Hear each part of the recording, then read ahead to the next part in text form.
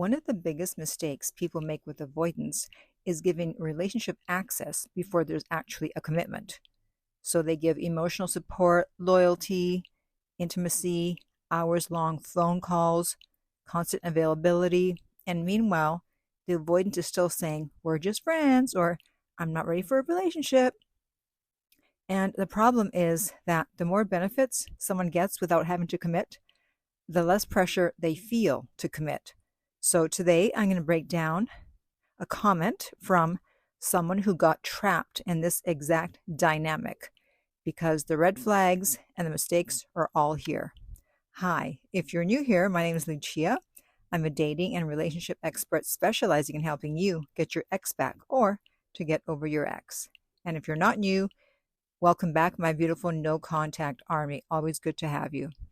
Okay, so the comment starts by saying, on and off for over 2 years. And we already have our first red flag. On and off for years or at all is not romance. It's not a relationship.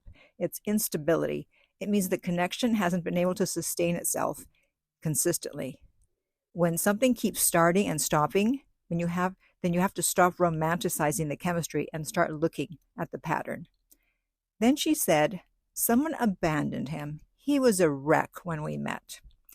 And this is where the rescuer role begins, because a lot of people bond with unavailable people because they meet them when they're wounded. They see the pain, they see the vulnerability, and they think, well, if I just love this person enough, if I'm patient enough, if I show up for them, they'll realize I'm different.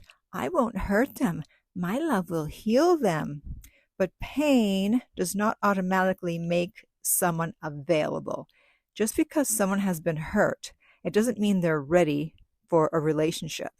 It usually means the opposite, actually. Sometimes they're looking for comfort, not commitment. Then she says, I helped him as much as I could and was always there for him. Yeah, that sounds loving. This is where she gave too much too soon, because always being there for someone who hasn't chosen you is dangerous, because now you've become their emotional safety net. So you're helping them regulate, you're soothing them, you're giving them girlfriend level emotional labor without girlfriend level commitment. They get it for free. And what are you getting in return? And also, if you're a woman, giving to a man is masculine energy, not feminine. I know people think, oh, giving is feminine. No, it's not. It's masculine. Men are supposed to provide and protect. Have you heard people saying women are supposed to provide and protect? No, you're supposed to nurture children, the sick, and the elderly, not a grown man. So he'll start to see you as his mother, and he will not be romantically attracted to you. Then she said he would disappear after getting close. And that is the avoidant pattern right there. Close, then distance. Intimacy, then withdrawal. Connection, and then disappearance. And here's the mistake. When someone disappears after getting close, you don't reward that by being even more understanding when they come back. You observe it, you take it seriously, and you make a mental note. And if you would like help doing that and to get your ex back, I am available for private coaching. And you can contact me at theartoflove.net/coaching, and we will send you the rates. They are not on the website. And the direct link is underneath every single video and podcast. Okay, so then she said that they talked almost 4 or 5 hours daily while he was on a trip. What? What the hell is going on? 4 to 5 hours on the phone with someone who's not your boyfriend? Never mind, like, why are you giving that much time to anyone? That comes across as low value. Like, don't you have a life? Don't you have things to be doing? I don't even talk to myself for 4 or 5 hours. I can't think of anyone in the world that I would ever spend 4 to 5 hours a day with.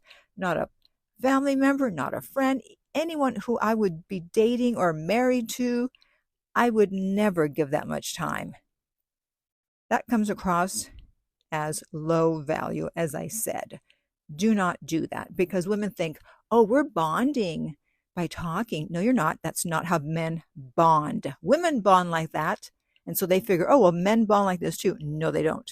They bond through doing activities and solving problems together. They bond when they release vasopressin as a result of doing those things. And you're not solving a problem or doing things together if you're talking. Okay, so you're basically playing yourself if you think I'll just keep talking and he's going to get more committed. No, he's not. Because again, that's relationship level access, it's emotional intimacy, time, energy, attention, bonding, attachment. And when someone's not committed to you, giving them that much access does not make them value you more. It actually makes them comfortable taking from you without having to step up. If someone wants 4 to 5 hours of your emotional energy every day but still won't claim you, that's not romantic. That's a red flag. And even if they do want that many hours, do not give it to them. Okay? Nothing good can come of that, trust me. Then she says that his messages dried up. Oh, what a surprise.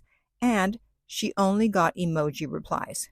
Well, that's the crash after the high, because he got the emotional closeness when it suited him, and then he went back to his life after the trip. The effort disappeared. And this is why you cannot measure someone's intention by how intense they are during a temporary emotional window. You measure them by consistency over time. Then she says, I pulled back, he hasn't contacted me. Well, when you pull back and someone doesn't come forward, it usually means they liked your availability more than they wanted a relationship with you. And then she says, although I miss him, or rather how I felt, I won't contact him. Well, thank God. Because sometimes you don't miss the person as much as you miss the version of yourself you became around them. You miss the hope, the fantasy, feeling needed. You miss the emotional intensity. But intensity is not security. So I'm glad she's in no contact. And if you're in no contact and would like some help to stay there, be sure to download my app Silencio. And the link to that is underneath every single video and podcast, as is the link to my book, NoContactSecrets.com, where you can read 2 free chapters before you purchase the book. Okay, so then she said, the worst part is that although he would get close, initially he'd always say, we're just friends. And there you have it. That's the warning label. Because when someone says that, you have to believe them. Do not override it because their behavior feels romantic. Don't say, but they talk to me for hours, but they open up to me, but they act jealous, but we have this deep connection. I don't care. If they say friends, but their behavior extracts relationship benefits, you have to protect yourself because that gives them the perfect escape hatch.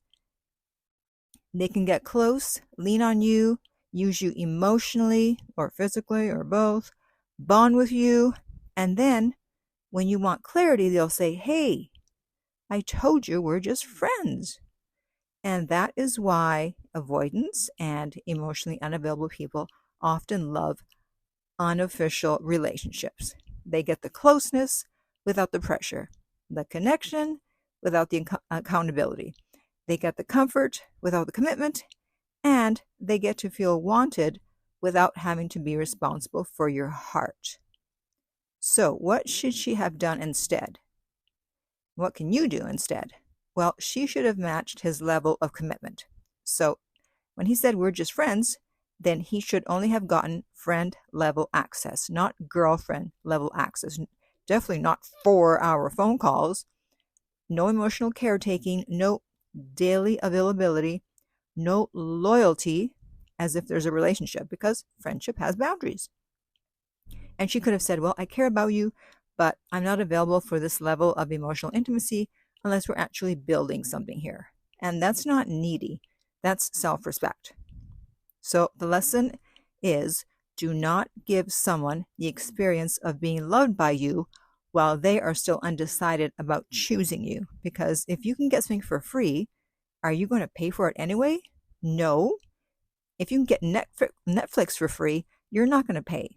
And if someone can get commitment without giving commitment back, in many cases, why would they? So if you want a real relationship with an avoidant, do not give them relationship level access if they refuse to be in a relationship. The moment someone says, we're just friends, or I'm not ready, believe them and adjust your investment accordingly. Because when you keep overgiving in the hopes that the closeness will make them commit, you will end up in a situationship instead of a relationship. Okay? So if you have any questions or comments about anything I've said, please comment below. And also be sure to subscribe so you don't miss out on any future videos or episodes if you're listening to this as a podcast. And in the meantime, remember, love inspires, empowers, uplifts, and enlightens.